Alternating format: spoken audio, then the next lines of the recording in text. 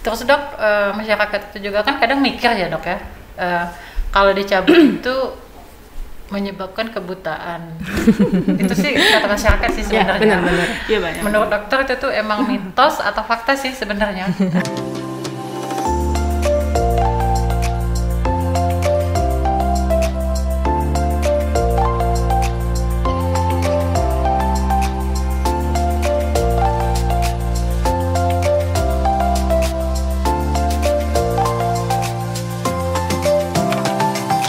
Assalamualaikum warahmatullahi wabarakatuh. Hai Sobat Sehat, apa kabarnya? Jumpa lagi di podcast Bangin, obrolan generasi milenial sehat.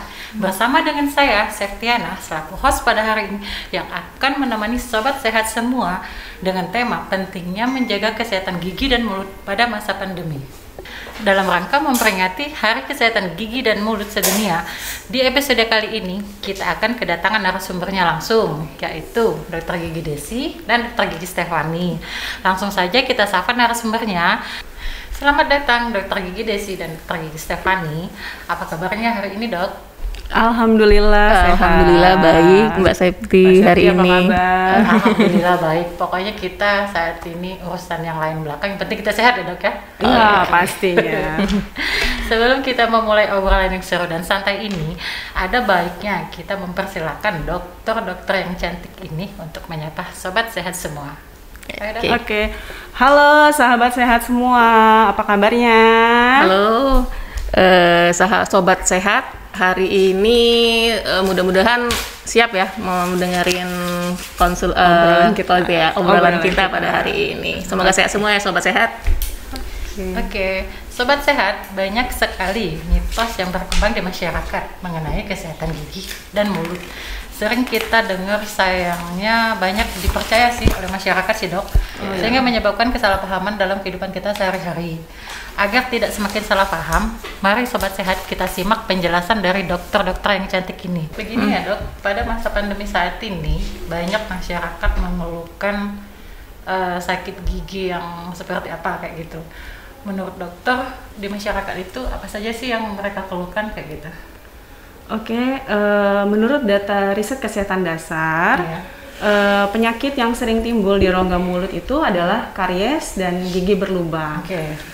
Dalam masa pandemi kita yang mempengaruhi banyak aspek kehidupan, juga mempengaruhi kesehatan gigi dan mulut masyarakat.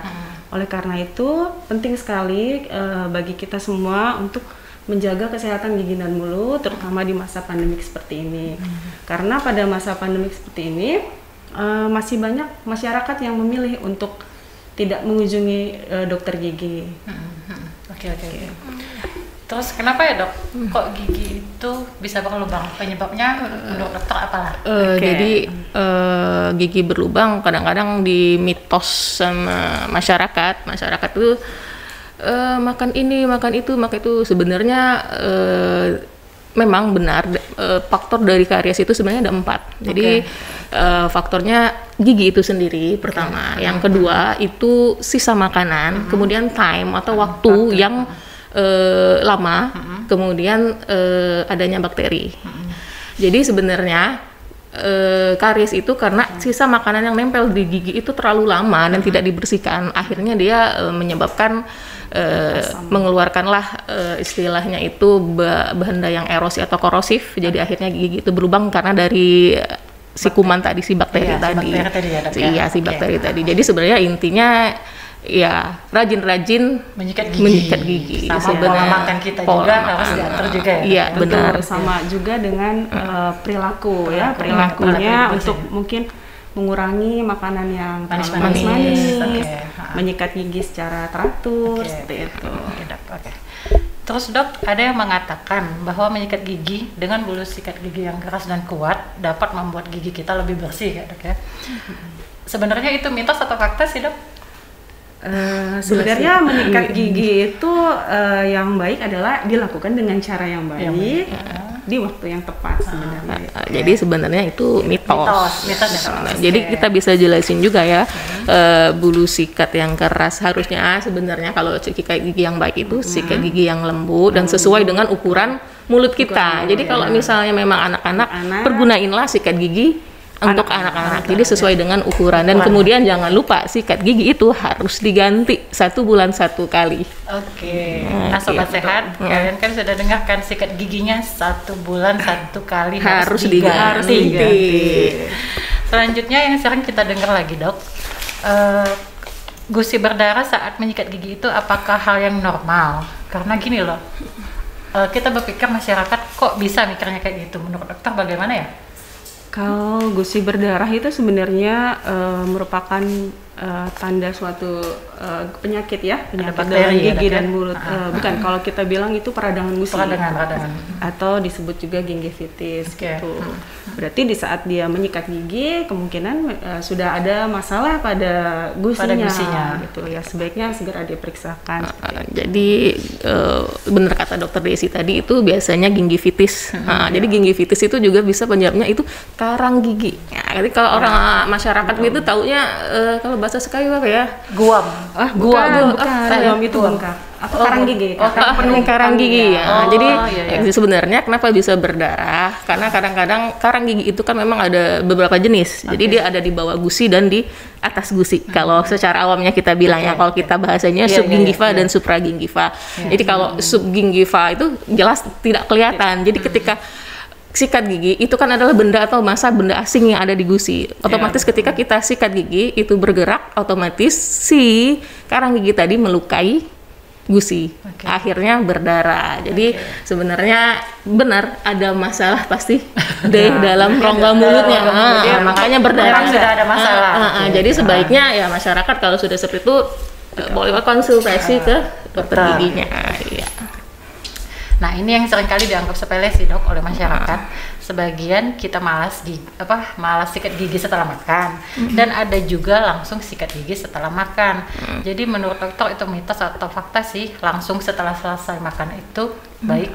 Sebenarnya dibilang baik juga baik, dibilang tidak baik juga tidak. Jadi sebenarnya tadi menyikat gigi sebenarnya cukup dilakukan 2 kali, asalkan di waktu yang tepat, yaitu pagi setelah sarapan pagi dan malam sebelum tidur malam. Karena tadi mencegah 4 faktor yang bisa menyebabkan karies gigi tadi. Kan salah satunya adalah faktor waktu. Jadi jika kita tidur tidak sikat gigi, kita kan setelah makan malam pasti ada sisa makanan yang menjadi faktor penyebab tadi juga. Di bawah tidur dalam waktu yang cukup lama, ada bakteri di dalam mulut. Nah itulah kemudian bakteri akan menguraikan sisa-sisa makanan kita, terutama yang mengandung karbohidrat yang manis tadi, menghasilkan zat asam yang tadi akhirnya bisa merusak gigi kita. Jadi juga sebenarnya kalau memang dikasih jeda waktu sedikit, itu sekitar 20 menit atau 30 menit. Jadi karena ketika itu ketika menguraikan itu kan pH kita pH asam rongga mulut kita. Jadi kalau langsung disikat gigi langsung pH basah itu sebenarnya bikin juga erosi jadinya. Jadi ditunggu pH-nya netral dulu baru kita menyikat giginya gitu. Tapi ya jangan terlalu lama ya. Tapi sebenarnya intinya cukup minum air putih. Minum air putih aja dulu. Sebenarnya itu yang paling utama ya. Tapi sebenarnya kita ada kita di rongga mulut itu cuma punya self cleansing juga. Jadi air ludah kita sebenarnya self cleansing juga, pembersihan itu. Cuman ya bagusnya itu tadi dibilas sama air putih. Dan ada lagi nih dok, kalau menggunakan pasta gigi yang lebih banyak, apa emang benar itu membuat gigi kita semakin bersih ya? Atau mungkin memborosan sesuatu yang berlebihan kan kurang baik ya? Benar. Jadi sebenarnya kalau sebelum teknologi sekarang canggih, sebenarnya pembersihan gigi itu cukup sikat giginya saja. Tetapi kita zaman sudah canggih, sudah teknologi sudah bagus, jadi kita menggunakan pasta gigi itu sebagai penyegar satu. Tapi sekarang udah di teknologi canggih ada fluoride segala macam, itu memang bisa membantu untuk menguatkan seperti itu. Tapi cukup memang kalau kita bilang tuh ya sedikit aja di ujung sikat gigi atau kayak sebesar sebutir jagung ya. Sama ini terutama buat anak-anak, jangan diberikan odol orang dewasa, pasta gigi dewasa. Gunakanlah untuk anak-anak pasta gigi khusus anak-anak. Terutama kita mempergunakan pasta gigi itu sesuai umur. Karena takut ini ya, mereka kan belum pandai berkumpul mungkin jadi nanti takut ada yang tertelan sehingga justru membahayakan menimbulkan memang ada batas ambang untuk masalah fluoride segala macam itu. Ya tapi ya itu tadi orang tua kita harapkan ya didampingin anak, mengawasi juga. Benar. Terus ada juga jajak pendapat yang mengatakan bahwa gigi sehat adalah gigi yang berwarna putih. Apakah itu mitos atau fakta sih, Dok? Sebenarnya itu ini ya karena sedang tren ya. Mungkin sobat milenial nih punya idola giginya bersih ya. Sebenarnya kalau gigi warna gigi itu tergantung ras ya, yang tergantung ras. Jadi mungkin karena kita ras Asia, mungkin lebih ke warnanya tidak seperti ras negro yang memang putih gitu ya. Nah terus ini juga buat sahabat milenial semua. Harus lebih cerdas, harus lebih pintar gitu ya. Karena banyak juga yang karena mengidolakan idolanya yang memiliki gigi yang putih bersih, akhirnya ikut-ikutan trending ya. Tetapi tidak sesuai. Justru mendatangi tempat-tempat ke orang yang tidak kompeten seperti itu, akhirnya hasilnya malah banyak yang jadi nggak normal pengennya jadi bagus, jadi akhirnya terus justru malah menimbulkan penyakit dan akhirnya ya susah sendiri gitu. Jadi sebenarnya juga selain ras itu juga, jadi kita nih kan di gigi itu punya lapisan, jadi ada lapisan enamel dan lapisan dentin. Nah, enamel itu transparan, jadi semakin bertambah usia itu kan enamel kita menipis, akhirnya lapisan dentin itu yang semakin kelihatan. Memang lapisan dentin memang warnanya agak kekuningan atau kuning gading gitu. Jadi sobat sehat yang penting jangan karies ya itu gitu. Yang penting bersih sehat itu. Istilahnya nggak ada juga giginya warna putih tapi di dalamnya kopos betul. Oke. Terus Dok, kalau seandainya sakit gigi itu apa benar sekedar minum obat analgesik itu apa yang untuk menghilangkan rasa sakit itu emang sembuh maksimal atau bagaimana sih, Dok? Oke, baik. Sebenarnya rasa sakit itu kan penyerta ya. Yang jelas harus diperiksakan dulu ke dokter gigi. Timbulnya rasa sakitnya itu penyebabnya apa gitu ya. Jika memang ada kerusakan gigi yang berlubang semakin dalam, di dalam gigi kan ada syarafnya. Jika lubangnya semakin dalam, ya dia kan semakin mencapai syaraf akan mulai menimbulkan sakit. Itulah kan banyak ya kita kalau nggak sakit gigi baru nggak ke dokter gigi gitu. Karena mungkin belum dalam semakin dalam dia akan semakin sakit. Kalau sudah seperti itu ya sebaiknya dilakukan tindakan perawatan. Analgesik hanya untuk membantu seperti itu. Iya, kita minimal juga obat gitu kan. Kalau memang sebenarnya karena nggak ngaruh juga karena kita harusnya kan periksa dulu apa penyebabnya ya. Kalau penyebabnya nggak tahu, mana bisa kita tahu apa yang akan bisa sembuh atau tidak. Jadi pertama ya kita memang harus cek dulu diagnosa apa penyebabnya. Jadi baru kita hilanginlah penyebabnya, baru melakukan tindakannya gitu. Terus masyarakatnya kadang menganggap bahwa jika sakit gigi itu langsung dicabut itu langsung sembuh gitu dong. Jadi sebenarnya PR kita dokter, sebenarnya PR dokter gigi dokter gigi juga. Jadi semakin berkembang harusnya kita juga harus bisa menanamkan sama masyarakat bahwa tidak selalu seperti itu. Jadi fungsi kita dokter gigi ini sebenarnya mempertahankan selama mungkin gigi itu di dalam rongga mulut. Jangan sampai langsung dicabut. Jadi mencabut itu adalah alternatif terakhir. Paling terakhir. Benar-benar kalau tidak bisa gigi itu diselamatkan. Karena tiap-tiap gigi kan sudah diciptakan Allah kepada kita ya dengan sedemikian masing-masing memiliki fungsi gitu. Jadi jika satu hilang dia akan mempengaruhi gigi-gigi yang lain kayak gitu.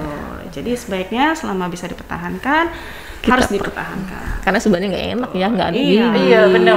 Yang palsu itu nggak enak. Yang palsu itu menyakitkan. Iya, kemudian biasa benar seperti kata Dokter Desi, pasti menimbulkan masalah-masalah yang lainnya.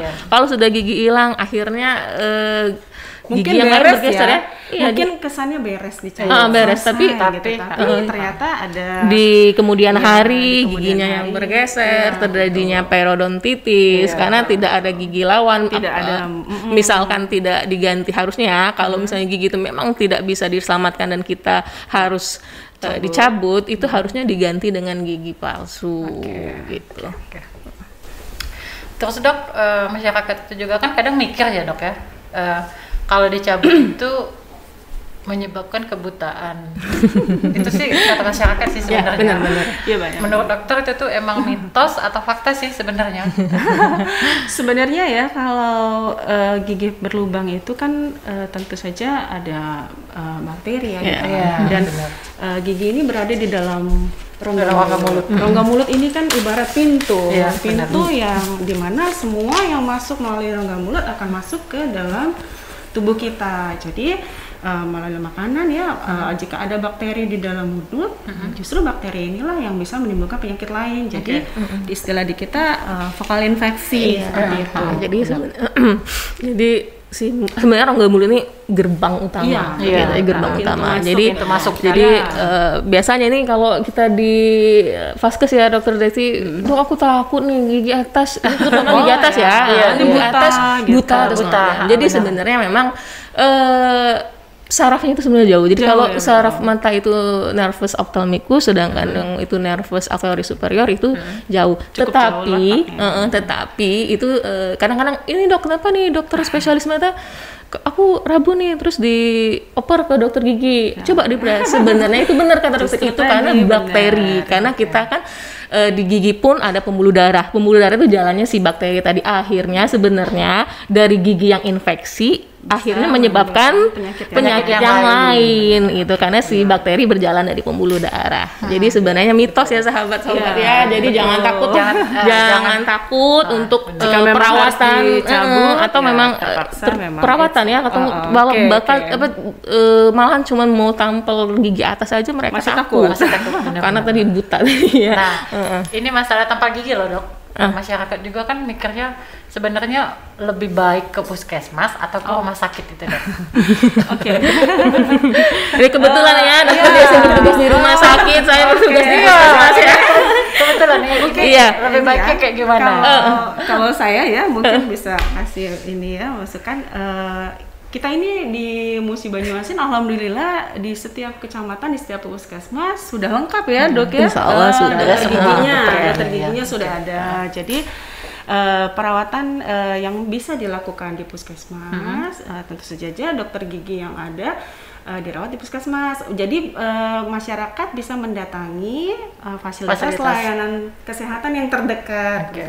Nah, jika ada tindakan lain yang mungkin tidak bisa dilakukan di puskesmas atau butuh tindakan spesialistik, tentunya akan dirujuk ke rumah sakit. Jadi sebenarnya di puskesmas kita, khususnya di Kabupaten Musi Banyuasin ya, ini sudah ada. Jadi saya pun melayani, jadi istilahnya itu penambalan automatic restoration treatment. Jadi itu penambalan yang sedikit menggunakan sedikit menghabiskan atau mengambil jaringan kariesnya saja, tapi jadi ada kita melayani penambalan sama aja karena penambalan juga itu kan sesuai dengan diagnosa kondisi gigi pasien tersebut. Jadi jangan takut. Jangan takut. Sama ini ya, alhamdulillah ya, Bapak Kepala Dinas Kesehatan Dr. Asmi dari Semansa, beliau sangat peduli dan support sekali ya untuk kesehatan gigi dan mulut ini. Ya, untuk kesehatan gigi dan mulut. Alhamdulillah sih emang dari itu sudah ada. Mudah-mudahan nanti semakin dilengkapin ya. Oke, ini pertanyaan terakhir loh Dok, mewakili sobat sehat semua. Gini, menurut dokter yang cantik, tips merawat kesehatan gigi dan mulut ala dokter ini gimana? Oke, untuk merawat kesehatan gigi, pertama kali ya tadi menyikat gigi secara teratur, pagi hari setelah sarapan pagi dan malam sebelum tidur. Sebenarnya kita memiliki tradisi ya, dari kecil kan diajarkan sikat gigi saat mandi gitu. Sebenarnya memang sulit untuk menghilangkan tradisi tersebut sulit ya, bahkan ada lagunya kan. Jadi memang terbiasa seperti itu. Nah, jadi mungkin harus benar-benar ditambahkan yang tadi menyikat gigi sebelum tidur itu harus dibiasakan dan ditanamkan dari anak-anak ya. Untuk orang tua mungkin bisa ditanamkan sejak mereka kecil seperti itu. Kemudian tentu saja kurangilah makanan yang manis-manis tadi karena banyak mengandung karbohidrat yang bisa merusak, salah satu yang merusak gigi kita. Kemudian tentu saja mengkonsumsi banyak sayur-sayuran seperti yang mengandung serat, mengandung serat. Jadi mungkin ini ya, kita mau merubah mindset juga. Jangan takut ke dokter gigi. Sebenarnya itu. Jadi benar, itu kita harus sikat gigi sesudah sarapan. Kemudian itu cara yang paling mudah. Yang efisien efektif. Cuma ketika mungkin kita aktivitas ya dok ya, sesudah sarapan kita sikat gigi, kita aktivitas, kita makan sesuatu segala macam, minum minuman.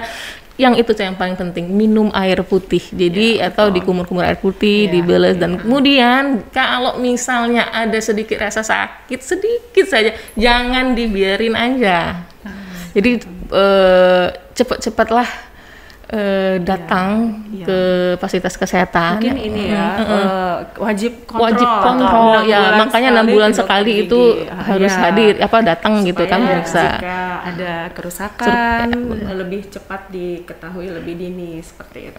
Karena kadang masyarakat ini dibiarin aja. Ya kalau nggak sakit kadang tapi mudah-mudahan setelah dengar penjelasan kita, jadi rajin-rajin dilihat keadaan gigi dan mulutnya sendiri masing-masing bisa dilihat gitu.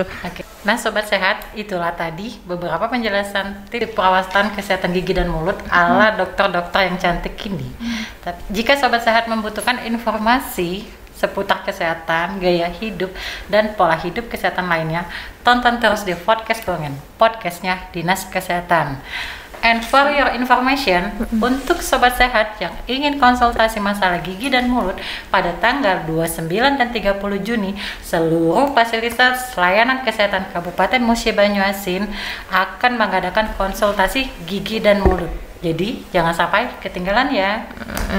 Kita bisa tambahin juga ya, itu Mbak Seti ya, untuk masalah bisa juga dilakukan secara online. Jadi kita sehubungan ini PDGI juga mengadakan ya, kita memperingati Hari Kesehatan Gigi Dunia.